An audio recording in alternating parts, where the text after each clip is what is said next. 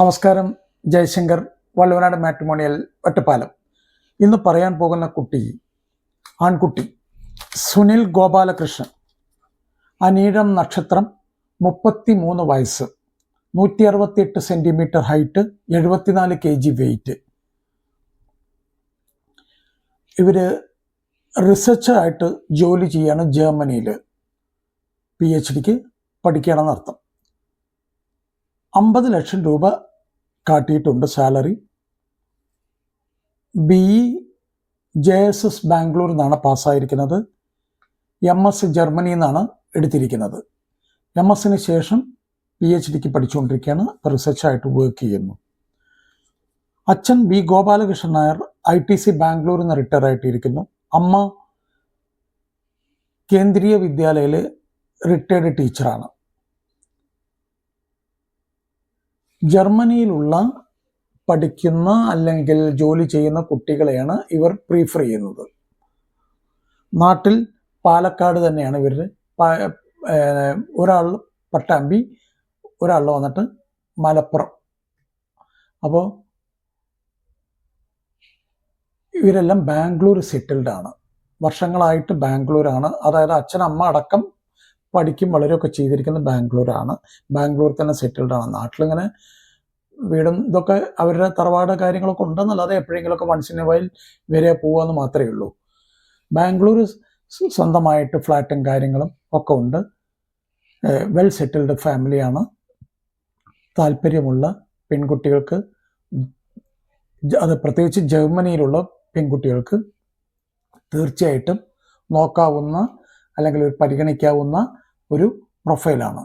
ഒരിക്കൽ കൂടെ സുനിൽ ഗോപാലകൃഷ്ണനെക്കുറിച്ച് ഞാൻ പറയാം. അനീഴം നക്ഷത്രം, 33 വയസ്സ്, 168 സെൻറ്റിമീറ്റർ, 74 kg വെയിറ്റ്. റിസർച്ചായിട്ട് വർക്ക് ചെയ്യുന്നു. ജർമ്മനിയിൽ PhD ചെയ്യുന്നു അർത്ഥം. 50 ലക്ഷം രൂപ സാലറി കാട്ടിയിട്ടുണ്ട്. BE JSS ബാംഗ്ലൂരിൽ നിന്ന് പാസ്സായിരിക്കുന്നു. MS ജർമ്മനിയിൽ നിന്നാണ് പാസ്സായിരിക്കുന്നത്. അച്ഛൻ ഗോപാലകൃഷ്ണൻ ITC ബാംഗ്ലൂരിൽ നിന്ന് റിട്ടയർ ആയിരിക്കുന്നു. അമ്മ റിട്ടയർഡ് കേന്ദ്രീയ വിദ്യാലയ ടീച്ചർ.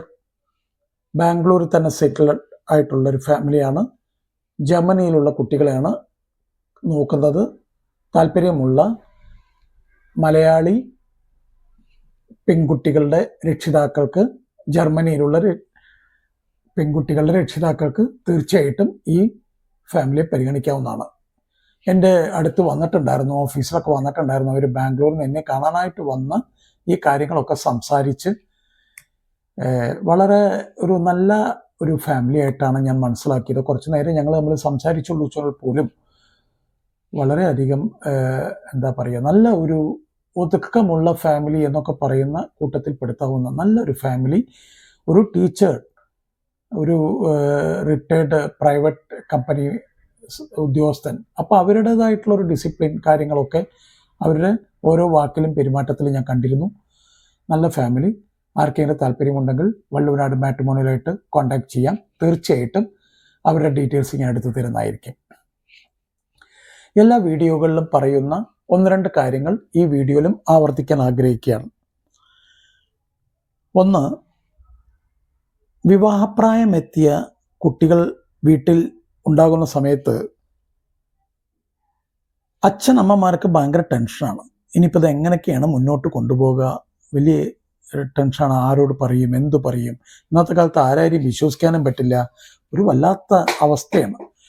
അപ്പോൾ തീർച്ചയായിട്ടും 2-3 കാര്യങ്ങൾ നിങ്ങൾ ശ്രദ്ധിച്ചു കഴിഞ്ഞാൽ കുറച്ച് സ്പീഡി ആയിട്ട് കല്യാണം നടക്കും. അനാവശ്യമായിട്ട് ഈ ചതിക്കുഴികളിലൊന്നും വീഴില്ല. അപ്പോൾ അതുകൊണ്ട് നിങ്ങൾ ഈ പോയിന്റുകളൊന്ന് കൃത്യമായിട്ട് മനസ്സിലാക്കുക. ഒന്ന്, വിവാഹപ്രായം എത്തിയ കുട്ടിയുമായി അച്ഛനമ്മമാർ തീർച്ചയായിട്ടും ഒന്ന് വിവാഹ സംബന്ധമായിട്ടുള്ള കാര്യങ്ങൾ സംസാരിക്കുക. ആ കുട്ടിക്ക് പല അഭിപ്രായങ്ങളും പറയാറുണ്ടാകും. അതായത് ക്വാളിഫിക്കേഷൻ ഇന്നത് വേണം, ഹൈറ്റ് ഇത്ര വേണം, വെയിറ്റ് ഇത്ര മതിയാവും എന്നൊക്കെയുള്ള പല കാര്യങ്ങളും ഒരു അപ്രോക്സിമേറ്റ്, അല്ലാണ്ടപ്പോൾ അതിങ്ങനെ കൃത്യമായിട്ടൊന്നും നമുക്ക് തൂക്കിയെടുക്കാൻ പറ്റില്ല. എന്നാലും അറിഞ്ഞിരിക്കണം അച്ഛനമ്മമാർ എന്തൊക്കെയാണ് ഈ കുട്ടിയുടെ റിക്വയർമെൻറ്റ്. പലർക്കും ലൊക്കേഷൻ വരെ പറയും, ഇന്ന ലൊക്കേഷൻ ആണെങ്കിൽ വളരെ നന്നായിരുന്നു എന്നൊക്കെ പറയും.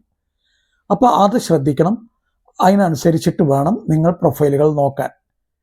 രണ്ടാമത്തെ കാര്യം, ദൈവവിശ്വാസികളാണെങ്കിൽ നിങ്ങളുടെ കുടുംബക്ഷേത്രം അല്ലെങ്കിൽ ധർമ്മദൈവങ്ങൾ അല്ലെങ്കിൽ നാഗങ്ങൾ, വെളുത്തങ്കാവ് എന്നൊക്കെ പറയും, അവിടെയൊക്കെ ഒന്ന് നന്നായിട്ടൊന്ന് പ്രാർത്ഥിക്കുക.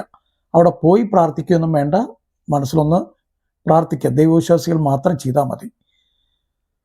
അതിനുശേഷം പ്രൊഫൈൽ ഉണ്ടാക്കുക. ഈ പ്രൊഫൈൽ ഉണ്ടാക്കുന്ന സമയത്ത് വളരെ കൃത്യമായിട്ട് ഉണ്ടാക്കണം. ഒരാൾ വായിക്കുന്ന സമയത്ത് അവർക്കൊരു ബുദ്ധിമുട്ടും തോന്നാത്ത രീതിയിലായിരിക്കണം പ്രൊഫൈൽ. ഒന്ന്, ജാതകത്തിനെ പറ്റി കഴിയാവുന്നത്ര കുറച്ച് എഴുതുക. പലരും എഴുതുന്ന കാണാം 7 ചൊവ്വ, കുജദോഷം, രാഹുദോഷം, ചൊവ്വാദോഷം, അത് ഇതെന്നൊക്കെ പറഞ്ഞിട്ട് എഴുതും. ഉണ്ടാകാം, ഇല്ലയെന്ന് ഞാൻ പറയുന്നില്ല, പക്ഷെ അതൊന്നും എഴുതി പിടിപ്പിക്കേണ്ട. അതിൽ എല്ലാവരും ജാതകം നോക്കുന്ന ആൾക്കാരാണ്. ജാതകം നോക്കിക്കോട്ടെ, പണിക്കരെ ജോത്സ്യനെ കൊണ്ട് പോയി നോക്കട്ടെ. ജോത്സ്യനെ കണ്ട് നോക്കി ഉറപ്പ് വരുത്തിയതിന് ശേഷം മാത്രമേ നമ്മൾ ഇതൊക്കെ പറയാവൂ. അല്ലാതെ നമ്മളായിട്ടൊരു മുൻവിധി നടത്താൻ പാടില്ല എന്നും പ്രൊഫൈൽ എഴുതാനും പാടില്ല.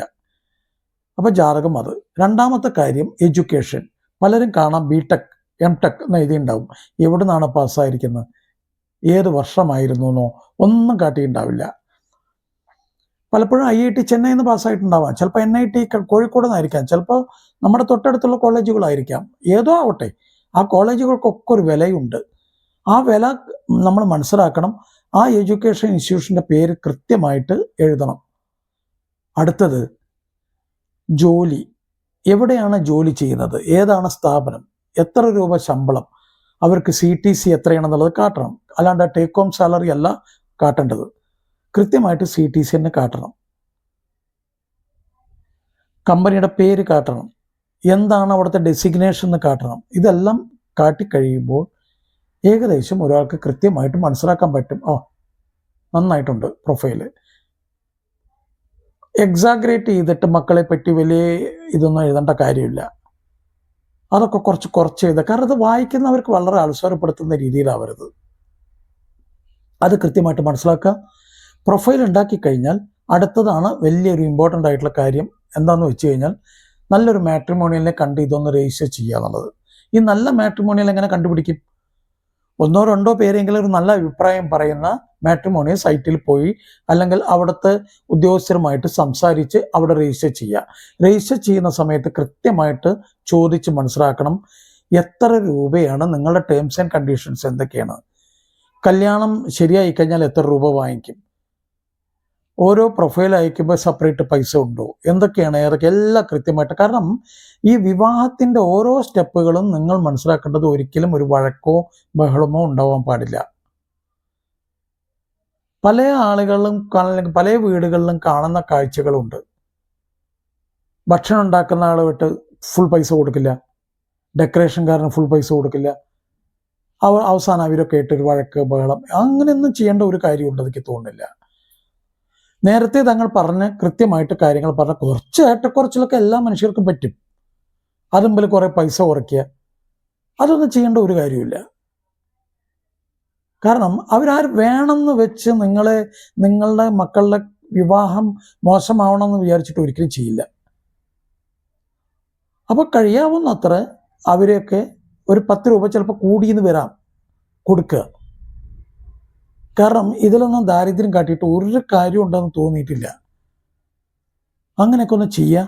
എല്ലാ കാര്യങ്ങളും ഭംഗിയായിട്ട് സംസാരിക്കുക. ഇതൊക്കെ ഒന്ന്. അപ്പോൾ ഈ പ്രൊഫൈലെ കാര്യങ്ങളൊക്കെ ആയി കഴിഞ്ഞ് നമ്മൾ രജിസ്റ്റർ ചെയ്യുന്നു. രജിസ്റ്റർ ചെയ്തതിന് ശേഷം നിങ്ങൾക്ക് പ്രൊഫൈലുകൾ വരാൻ തുടങ്ങും. പ്രൊഫൈലുകൾ വന്നു കഴിഞ്ഞാൽ കുട്ടികൾക്ക് കാട്ടിക്കൊടുക്കുക. ഈ പ്രൊഫൈൽ ഓക്കെ ആണോ, ഫോട്ടോ കാട്ടിക്കൊടുക്കുക, ഹോറോസ്കോപ്പ് കാട്ടിക്കൊടുക്കുക. ഹോറോസ്കോപ്പ് കുട്ടികൾക്ക് കാട്ടിക്കൊടുത്തോണ്ട് വലിയ പ്രയോജനമൊന്നുമില്ല. മറിച്ച് ഫോട്ടോ കാര്യങ്ങളൊക്കെ ഒന്ന് കാട്ടിക്കൊടുക്കുക. ഫോട്ടോ കാട്ടിക്കൊടുത്ത് കഴിഞ്ഞാൽ കുട്ടികൾ പറയും, ഓക്കെ പ്രൊസീഡ് ചെയ്തോളൂ, എനിക്കിഷ്ടപ്പെട്ടു. പ്രൊസീഡ് ചെയ്യുന്ന സമയത്ത് എന്താണ് പറയേണ്ടതെന്ന് പറഞ്ഞു കഴിഞ്ഞാൽ, വാട്സാപ്പ് നമ്പർ കുട്ടികളുടെ അങ്ങോട്ടും ഇങ്ങോട്ടും എക്സ്ചേഞ്ച് ചെയ്യുക. കുട്ടികൾ ഒരു പരിചയം വരുത്തുക, അവരൊരു ഫ്രണ്ട്ഷിപ്പ് ബിൽഡപ്പ് ചെയ്യുക. അവർ സംസാരിക്കേണ്ട 4-5 കാര്യങ്ങളുണ്ട്. ഒന്ന്, ആസ് ഓഫ് നൗ അല്ലെങ്കിൽ പ്രസൻ്റ്ലി വല്ല ലവ് അഫെയറും ഉണ്ടോ എന്ന് ചോദിക്കണം. മുന്നത്തെ കഥകൾ ചോദിക്കണ്ട. രണ്ടാമത്തെ കാര്യം, കുടുംബ പാരമ്പര്യം അല്ലെങ്കിൽ ഫാമിലി ബാക്ക്ഗ്രൗണ്ട് നന്നായിട്ട് സംസാരിക്കുക. അച്ഛൻ എന്തായിരുന്നു, അമ്മ എന്താ പഠിച്ചത്, അമ്മ എവിടെ ജോലി ചെയ്തിരുന്നു, അച്ഛൻ എവിടെ ജോലി ചെയ്തിരുന്നു, വീട് എവിടെ, നാട് എവിടെ, എല്ലാ കാര്യങ്ങളും നന്നായിട്ട് മനസ്സിലാക്കുക. അടുത്തത് എഡ്യൂക്കേഷൻ വളരെ ഇമ്പോർട്ടൻ്റ് ആണ്.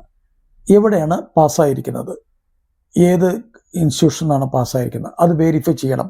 ഒരു കോർപ്പറേറ്റ് കമ്പനിയിലാണ് ജോലി ചെയ്യുന്നത് വെച്ചാൽ പ്രത്യേകിച്ച് വെരിഫൈ ചെയ്യേണ്ട കാര്യമില്ല. കാരണം അവരുടെ എഡ്യൂക്കേഷൻ നോക്കിയിട്ടായിരിക്കും, അവരവിടെ ബാക്ക്ഗ്രൗണ്ട് ചെക്കിംഗ് ഒക്കെ കഴിഞ്ഞിട്ടായിരിക്കും അവരവിടെ ജോലി കൊടുത്തിട്ടുണ്ടാവുക. അപ്പോൾ എഡ്യൂക്കേഷൻ കഴിഞ്ഞ് കഴിഞ്ഞാൽ അടുത്തത് മെഡിസിൻ വല്ലതും കഴിക്കുന്നുണ്ടോ എന്ന് ചോദിക്കണം.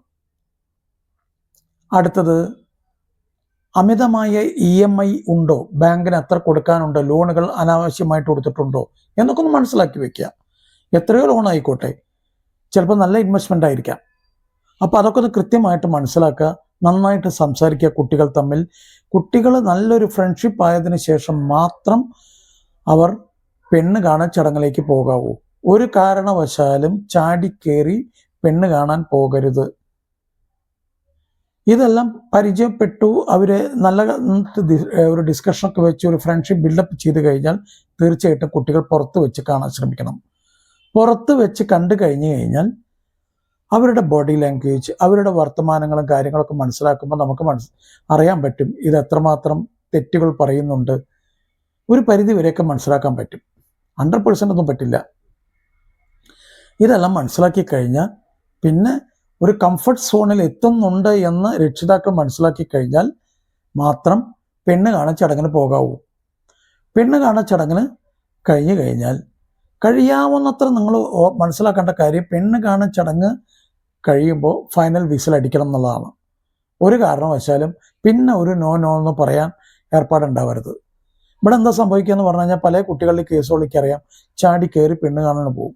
അവരൊരു പരിചയമായിട്ടുണ്ടാവില്ല, ഒന്നും സംസാരിച്ചിട്ട് പോലും ഉണ്ടാവില്ല. എൻഗേജ്മെൻറ്റ് വളരെ ചാടി കയറിയിട്ട് എൻഗേജ്മെൻറ്റ്. കൊച്ചിൻ എയർപോർട്ടിൽ ഫ്ലൈറ്റ് നിൽക്കുകയാണ്, എനിക്ക് അടുത്ത ഫ്ലൈറ്റിൽ തിരിച്ചു പോകണം എന്നൊക്കെ പറയുന്ന എത്ര കേസുകൾ എനിക്കറിയാം. തിരക്ക് പിടിച്ച് ചെയ്യും, അവസാനം എന്താവും, എൻഗേജ്മെൻറ്റ് കഴിഞ്ഞു, വേണ്ട വെച്ചു. ഇനി കഷ്ടകാലത്തിന് കല്യാണം കഴിഞ്ഞാണ്ടല്ലോ മാക്സിമം 1 മാസം, അത് കഴിയുമ്പോഴേക്കും കുടുംബ കോടതിയിലേക്ക് എത്തും ഇതൊക്കെ. അതുകൊണ്ട് സുഹൃത്തുക്കളെ, ഒരു കാരണവശാലും തിരക്ക് പിടിച്ച് ചെയ്യരുത്. എത്ര തിരക്ക് പിടിച്ച് വരുന്നവരോ അവരോട് പോയിക്കൊള്ളാൻ പറയുക, തിരക്കില്ലാത്ത സമയത്ത് വരാൻ പറയുക. അപ്പോൾ ഇത്രയൊക്കെയാണ് എനിക്ക് പറയാനുള്ളത്. ഇതൊക്കെ ഫോളോ ചെയ്ത് കഴിഞ്ഞാൽ ഞാൻ മനസ്സിലാക്കുന്നത് കുട്ടികളുടെ ദാമ്പത്യ ജീവിതം, അച്ഛനമ്മമാരുടെ റിട്ടയർഡ് ലൈഫ് വളരെ സ്വസ്ഥമായിട്ട് കഴിയുന്നൊരു കാഴ്ചയാണ് കാണുന്നത്. അപ്പോൾ എല്ലാവർക്കും മംഗളാശംസകൾ. നന്ദി, നമസ്കാരം. ജയശങ്കർ, വള്ളുവനാട് മാട്രിമോണിയൽ, ഒറ്റപ്പാലം.